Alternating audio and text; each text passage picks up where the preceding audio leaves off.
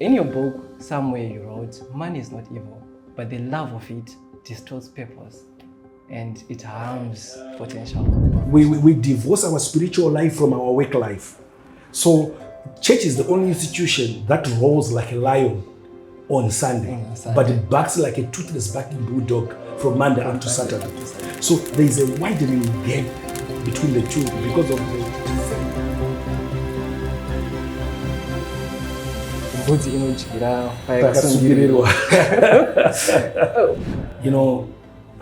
is a big distinction between a person who is self-employed and an entrepreneur. Huge, because when you look at a person who is self-employed, he is the business. He's the business, he's the boss. He is the business. He does everything. When he's not there, business is not ticking. But when we talk about a business, you have to document, you have to delegate, you have to set structures, you have to set systems, so the business can run whilst you are asleep. But if your business zeroes in around your presence, it's not a business. Is it wrong for Christians to own businesses, to become billionaires, to have money, and to become successful? So the question here is looking at the place of money in faith and marketplace calling. So today we were with Mr. Windrose Chifarimba, who is the marketplace evangelist, the CEO of Chief Performs, and an author of the book, The Church with Awards. So in your book, somewhere you wrote, money is not evil, but the love of it distorts purpose and it harms potential. So, Mr. Chifarimba, can you tell us who Windrose Chifarimba is in the business world and in ministry? Oh, thank you so much, Marvelous, for inviting me to come to this wonderful podcast. Windrose Chifarimba is a marketplace apostle. Yes, ordained to carry the kingdom of God beyond church walls. Beyond church walls. Beyond church walls, so that believers will live exhibiting and manifesting the nature and the character of God in every sphere of society where they spend most of their time. So this is Windrose Chifarimba, who is more passionate in equipping the fivefold and the church at large to occupy and colonize the greatest and the biggest mission field, which is the marketplace.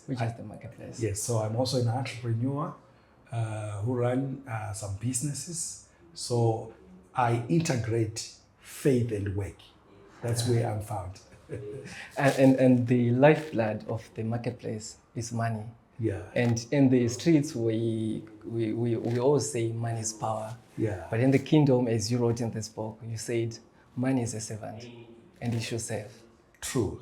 And we just realized that when work is done in obedience, when it is done with integrity, it's worship. That's what you wrote. So my first question will be on purpose and calling in business. So in your book, you mainly talk about empowering Christians to take their Christianity, to take their values to the marketplace, and to take their support structures to the marketplace. So you said a generous church is a church that feeds its congregants, but a visionary church is a church that builds, is a church that frees people. So my question is, how can Christians practically discern whether a business idea is truly purpose-driven or is just to feed their pockets? Okay, that's a great question and a very interesting one. How can believers distinguish between a purpose-driven idea and a good idea? When we look at a good idea is an idea that serves the market. But a purpose-driven idea, it's an idea that serves your calling. There's a big difference here. You know, in the market is ever changing with the many trends that are happening. So if you're an entrepreneur who is just serving the market, you are just looking for what is causing people to make money. And you try to do the same thing. It's not bad, it's good. You actually make a profit. But when you begin to serve your calling through your idea, it's an idea that resonates with everything that God has wired in the inside of you. In every fiber of your being, we are talking about your passion, your gifting. And so it's an idea that is aligned in who really you are, how you were wired. When man begins to labor at that intersection where your idea intersects with who you are, with your spiritual DNA, you know, there is a certain degree of passion that you exert. You are not easily shut down. You don't easily throw in the towel, because business is not a walk in the park. There are hurdles, there are challenges, but when an idea is a purpose-driven idea, it then intrigues your spirit. It's a burden. You know, if you don't do it, you don't feel okay. You feel troubled. You will be sad. You'll be sorrowful. The reason is that because you are not fulfilling your purpose. Rather than just a good idea excites the mind. But when we look at a purpose-driven idea, it's an idea that intrigues the spirit. It's a burden. And another bigger difference that we see between a good idea and a purpose-driven idea is that it's an idea whose fruit impacts beyond you. A good idea, it doesn't transcend beyond you.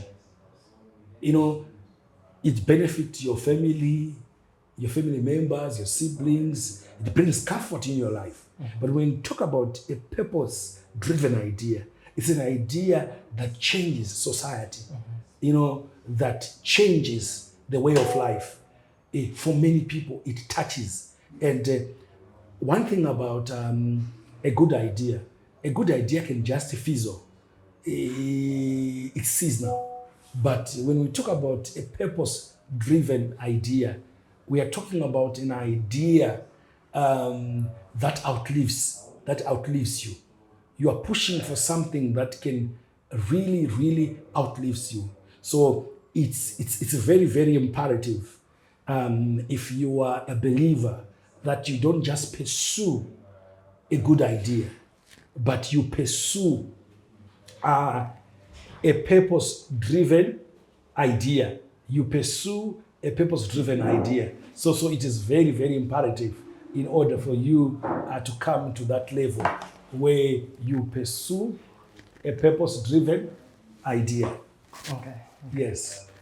So talking about this burden, is it what really inspired you to write The Church Beyond Walls? What was the burden like? Yeah. Church Without Walls, you know, came as a burden to me. It came as a burden to me after observing that there is a widening gap between the church and the marketplace, between faith and work, and between Monday and Sunday. You know, when you get into the marketplace on a Monday, you can't tell that all these people, we claim right here in Zimbabwe that our country is a Christian country. But if you go on Monday, corruption is rife. Business is not being run ethically. You know, we don't resemble our faith. You know, we divorce our faith from our profession. We divorce our spiritual life from our work life. So church is the only institution that roars like a lion on Sunday, but it barks like a toothless barking bulldog from Monday up to Saturday. So there is a widening gap between the two because of the secular divide, that is prevailing, that classify work as secular, something that we go about to earn a living only. And that's why you hear in our native language, no, church. They're in business. I say no, meaning that they are divorcing. They want to apply the wisdom of this world in running the business. So they say, no, we are not in church. Because people are divorcing their faith from their work. But this thing is one thing. And church's impact and the influence is not felt. We must see the church in the classroom. We must see the church in the hospital. We must see the church in the boardroom. We must see the church in the shop floor. We must see the church in the parliament. Having members of parliament from both the ruling party and the opposition moving motions in the legislature with kingdom values, so that we shape, the church begins to shape the culture of our day. But this is not what we see. So this is what intrigued me as a burden, that I see that there is that huge gap that need to be bridged. So it will be Monday, and yesterday unenge wakanzwa shoko, then there's this street lingo where you say mbudzi inojikira payakasungirirwa. All of a sudden you lose all those values. And yet, in your book, you talk about the building ethical and scalable business models. Yes. So, in your book, you teach that kingdom entrepreneurship begins with solving real pain, solving real problems. And so, this brings me to ask, what's the essential business principle that our young entrepreneurs must master to build sustainable, ethical businesses in Zimbabwe? Okay, if one is going to build a scalable, ethical business in our day and time, among other things that they may master, I think firstly is to solve real societal problems. Okay. An entrepreneur is a person who solves people's problems at a profit. Solving people's problems at a profit.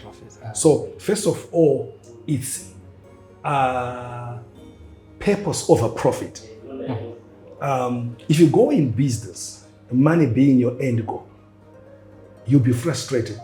But if you go in business to solve problems, if you look at any successful entrepreneur in any part of the world, are people who are actually solving real problems. The reason why Strive Masiwa is a successful entrepreneur who has built an ethical business that is transforming and fueling business, social life in any sphere of life. The reason is he's solving real social, societal problems. The need for communication is integral in each and every part of life, be it in a relationship. Communication. When it comes to running a church, we need to communicate. When you're running a business, we need to communicate. At family level, at any aspect. So you have to actually solve a real societal problems. So you look at the pain points. What is it that is affecting people? And you come up with a solution. And another thing, to be able to build a scalable business, you have to systematize your business. You have to have systems that you put in place in your business. There's a big distinction between a person who is self-employed and an entrepreneur. A huge, because when you look at a person who is self-employed, he is the business. He's the business, he's the boss. He is the business. He knows everything. He does everything. When he's not there, business is not ticking. No revenue is created. But when we talk about a business, you have to document, you have to delegate, you have to set structures, you have to set systems. So the business can run whilst you are asleep. The business can run while you are at church, while you are attending or visiting or escorting your child to school. The business is running. But if your business zeroes in around your presence, it's not a business. So what distinguishes a self-employed and entrepreneur are systems. So every successful business that we are seeing running and operating, for example, I gave the example of Strive Masiwa. Strive Masiwa has now over 2.5 decades without stepping his feet in Zimbabwe. But he has got one of the biggest company in Zimbabwe. So it's the act of putting systems. So if ever you want to have a scalable business, you must make sure that you solve a real problem. You systematize. And also one thing that is important is integrity is a growth strategy. Integrity is critical as a growth strategy if you want to build a scalable and ethical business. We live in a world of corruption where people, they do shortcuts. Shortcuts, they give you short-term results, but long-term pain. Short-term gain, but long-term pain. So with integrity, if you build your business around excellence, people over time, they tend to want to deal with people who are running a business in integrity and full of excellence. So integrity beats shortcut in the long run. So these are my encouragement for any young Christian entrepreneur who desires to build an ethical and a scalable business. All right, for those young Christian entrepreneurs, so there are small entrepreneurs who are running small businesses. So what are the 3 steps to build processes, to build the systems that you're talking about? Okay. One thing that is very important, I think in every business there are 3 critical areas where you have to focus on in building systems. When you look at your business, you look into day-to-day activities. First of all, you need to look at things that you do regularly, things that consistently reoccur. You constantly do it. If something that you're doing it consistently, you must list that thing and put it aside. So you realize that in most of the business, advertising and the selling, every business, without sales, there's no business. There's no business. So every business, every day has to make sales. So you have to come up with a process of how you sell. And if you can sell, it's a hobby. Yes. So you have to come with then you also make sure every business has got a production aspect that it does. So you have to make sure that the entire process of what you do to produce that particular product or service that you are doing, you look at the sequencing of things, the procedures you take to the final, you document it. You document that. So you come up with a production system. You come up with a selling system.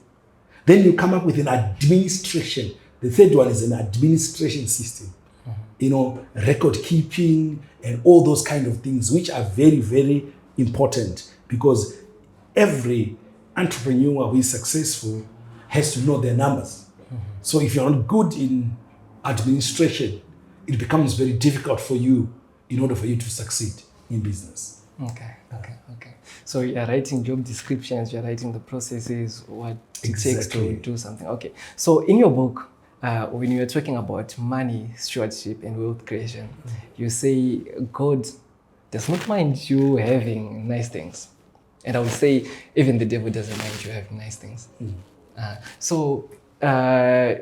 If I take you back to one of your arguments, when we were talking about this Christian mentality where you're only Christian on a Sunday, then the rest of the week you are doing secular things, as you would like to put it.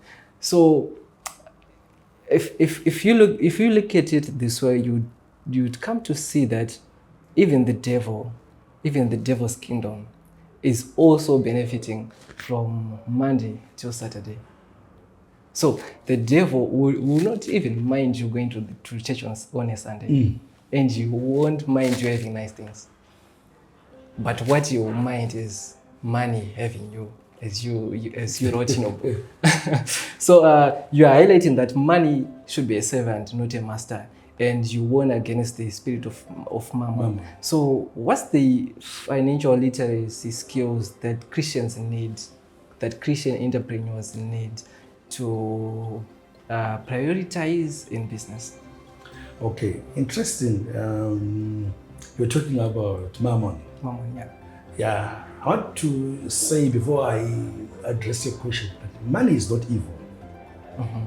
We have got this wrong assumption that money is evil. And people, they say that money is the root of all evil. Even the scripture doesn't say so. It says the love of money. The love of money. You know, the greatest rivalry to God is not the devil. The greatest rivalry to God in terms of worship, it's not the devil, it's mammon.